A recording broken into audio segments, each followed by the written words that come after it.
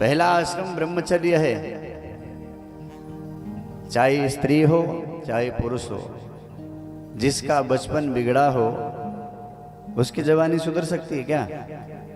जो बचपन से लगा हुआ इधर भी और इधर भी, तो उसकी जवानी सुधर सकती है? नहीं सुधर सकती है। बहुत मुश्किल है।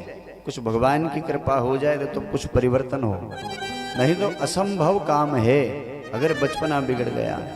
जिसका ब्रह्मचर्य का जीवन अच्छा से बीता हो, पूरे संयमित होकर के जिसने जीवन जिया हो, उसका ग्रस्त ही सही से चलता है। जिसका ब्रह्मचर्य आश्रम ठीक से न बीता हो, उसका ग्रस्त टिक नहीं पाएगा।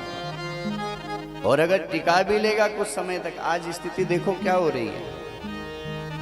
आज यही तो हो रहा है। शादी होती मन पसंद की, कितने दिन चली? बोले 6 महीने। कितने दिन चली? बोले साल भर। कितने दिन चली? बोले 2 साल। क्या हुआ भाई? तुम तो एक दूसरे को देख रहे थे। 2 साल केवल देखा देखी में जाती है, फिर 1 साल उन दोनों को एक दूसरे को समझने में जाता है कि अभी हम समझ रहे हैं। 1 साल देखा देखी में, 1 साल समझने में, तीसरे साल शादी होती है और चौथे साल शादी टूट जाती है। तो क्या तुम देख रहे थे? क्या तुम एक दूसरे को समझ रहे थे? क्या तुमने इतने दिन में समझा एक दूसरे को कि जो तुम 1 साल भी नहीं समझ पाए शादी के बाद?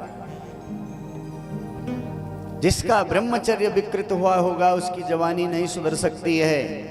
जिसने अपने 15-20 के उम्र को बिगाड़ दिया हो, कई जगह जो दृष्टिपात जिसका हुआ हो, वो शादी के बाद एक जगह केंद्रित करना बड़ा मुश्किल होगा। जो गुरुकुल परंपरा थी इसीलिए थी कि वहां आप गुरुकुल में रह के संयमित जीवन जियो। और आज तो सबके हाथ में स्मार्टफोन है।